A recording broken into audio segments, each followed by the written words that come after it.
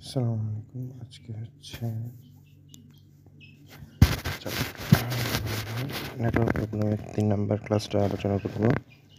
৩ number ক্লাসে হচ্ছে এখানে সবাই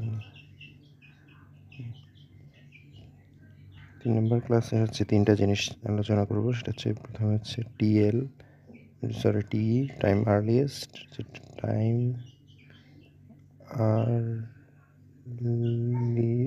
টাইম আর্লিয়েস্ট, টাইম লেটেস্ট, আর হচ্ছে টাইম আর্লিয়েস্ট টাইম লেটেস্ট থেকে স্ল্যাক বের করা, আর হচ্ছে জেড স্কোরের ইউজ, তো মানে প্রবাবিলিটির ইউজ আর কি।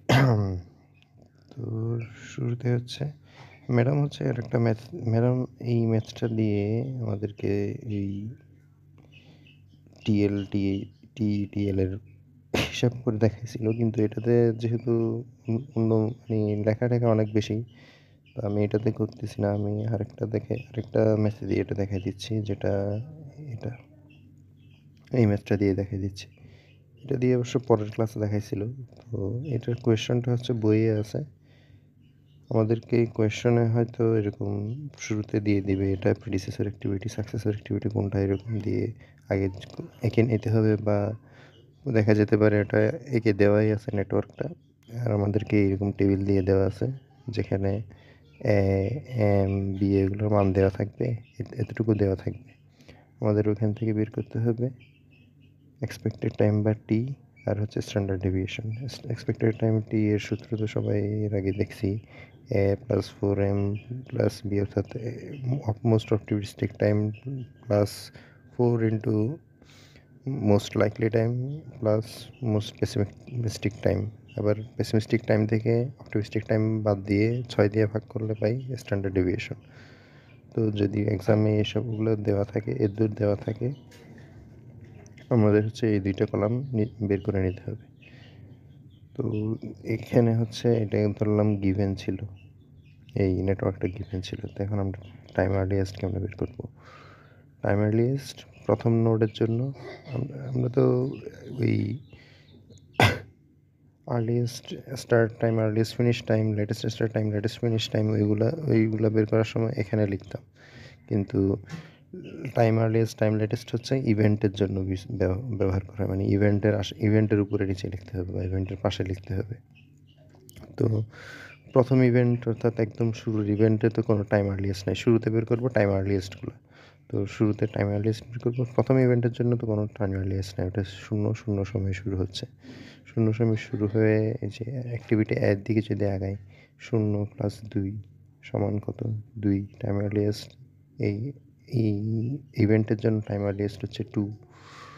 তারপর হচ্ছে এরকম বি 0 প্লাস 2 সমান হচ্ছে এখানে 2। সি সি এর ক্ষেত্রে এর 0-এর সাথে 2 যোগ এখানে 2। তো এখানে এই তিনটে টাইম আর্লিয়েস্ট সমান।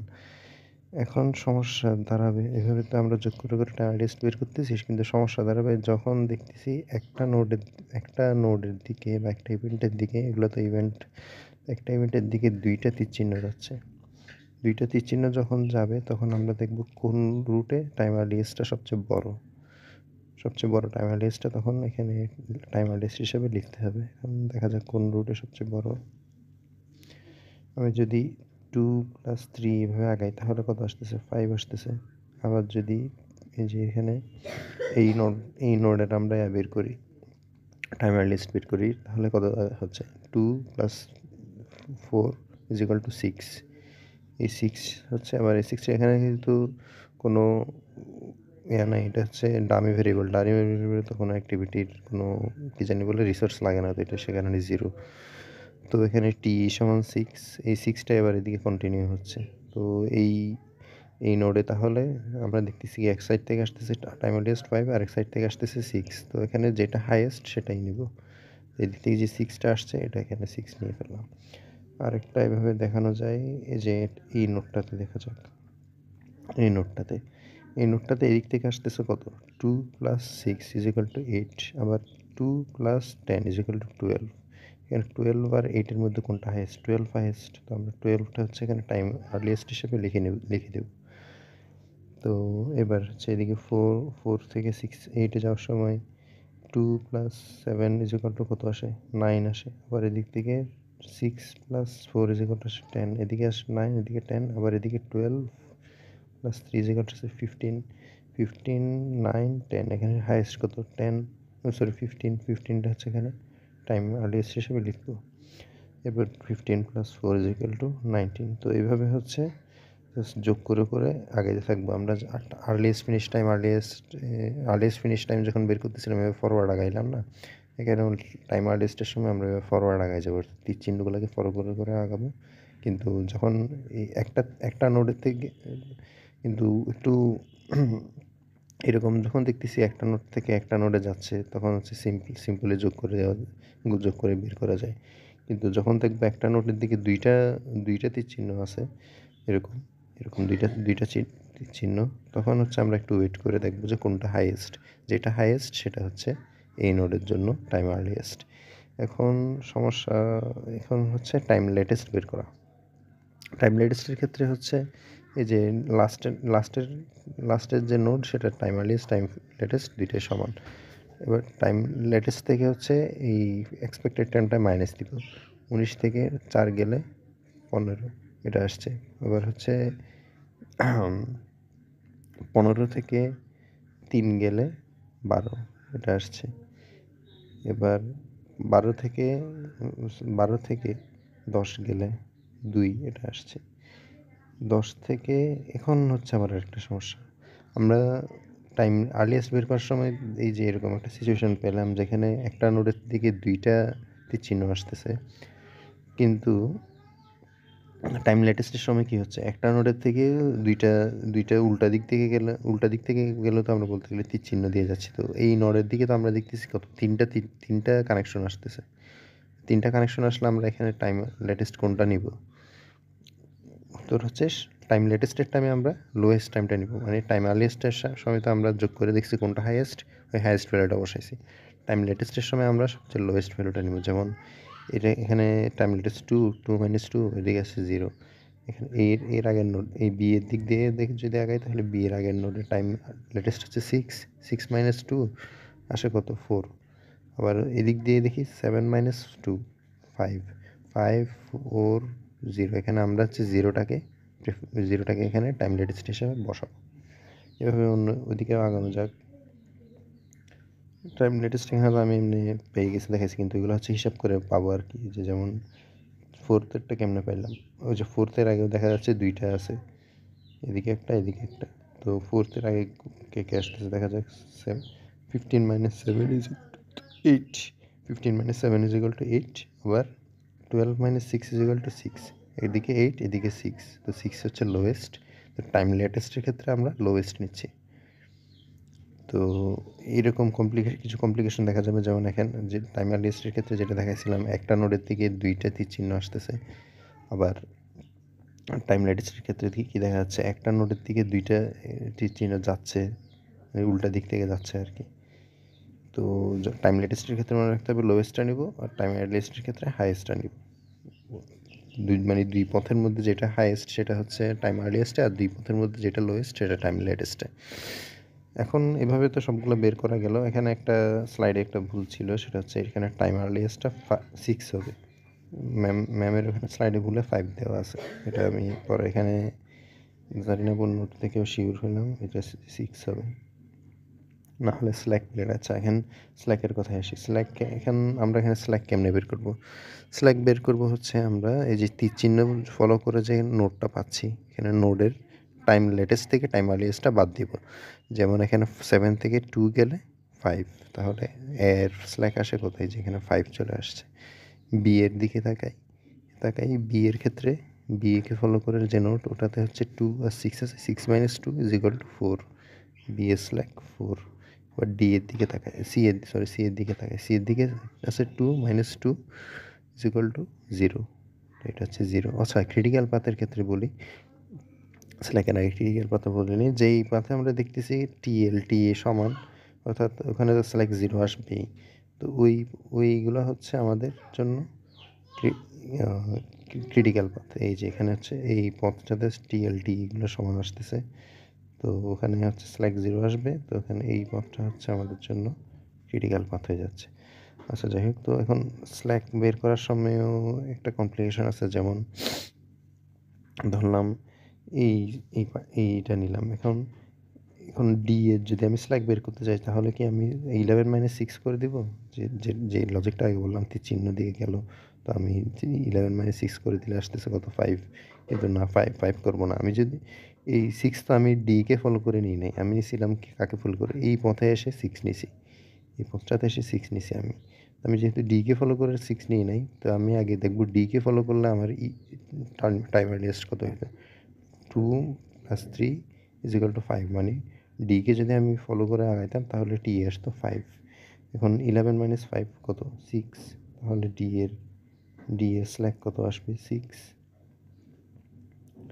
তো এভাবে হচ্ছে এটা ফলো করতে হবে। এখানে এটা জানি না কোন নোটে সুন্দর করে দেওয়া আছে।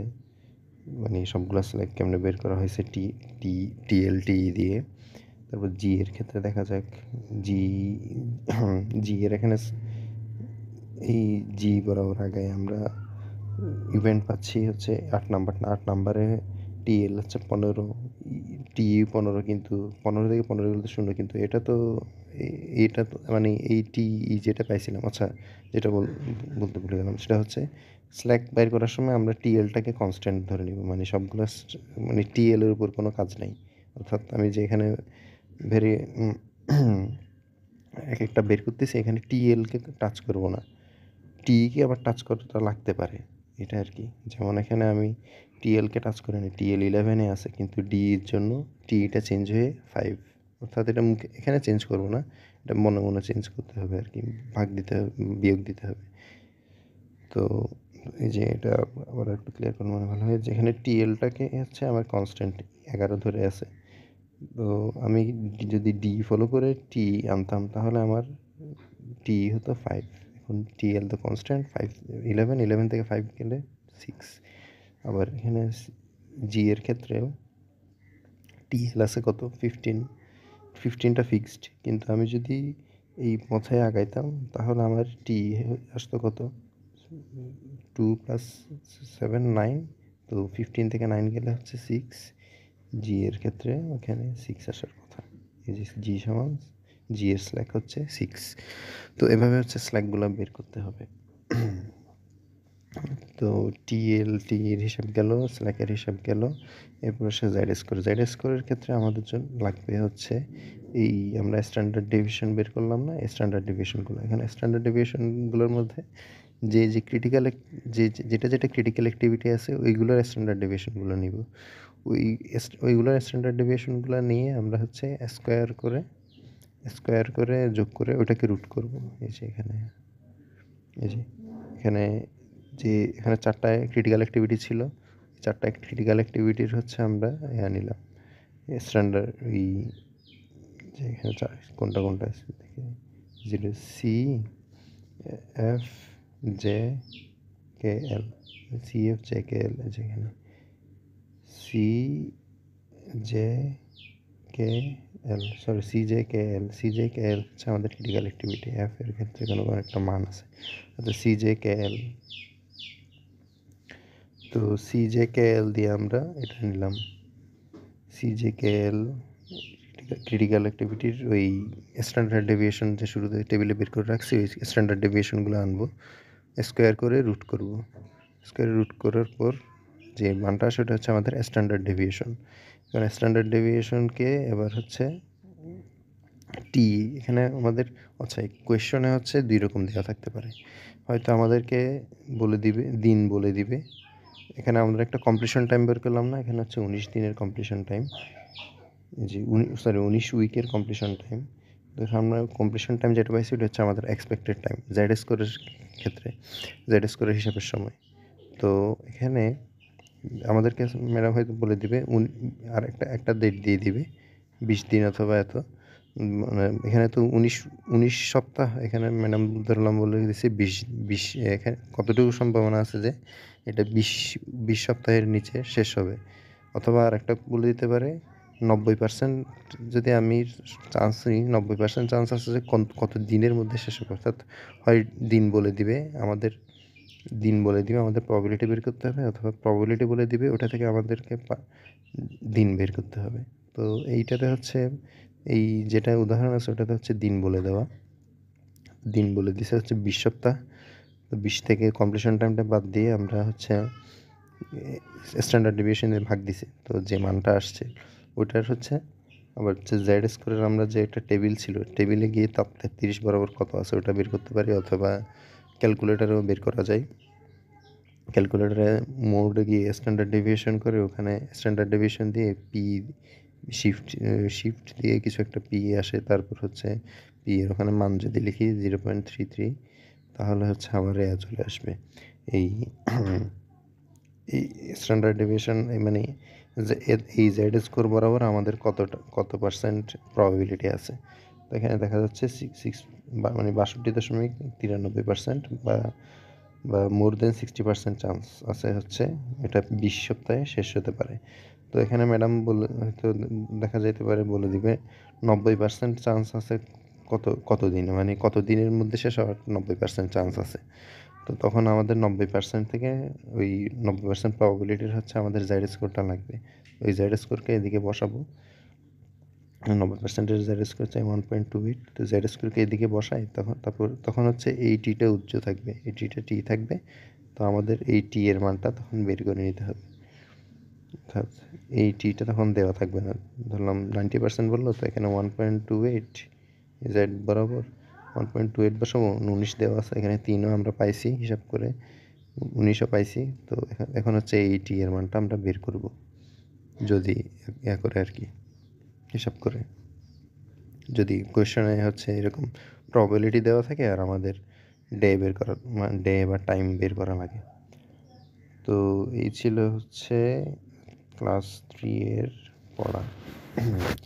ক্লাস 4-এ হচ্ছে আরেকটা আছে ক্লাস 4-এর, আচ্ছা এখানে আবার রেয়াও দেওয়া আছে ফাইন্ডিংসগুলো হচ্ছে পড়ে রাখতে হবে। এখানে কীভাবে ফাইন্ডিংসগুলো দেখাইছে, তো এই জিনিসগুলো হচ্ছে এক্সামে লিখতে হবে আর কি, ফাইন্ডিংস। আচ্ছা এরপর হচ্ছে ক্লাস 4টা এরপরে আপলোড দিচ্ছি।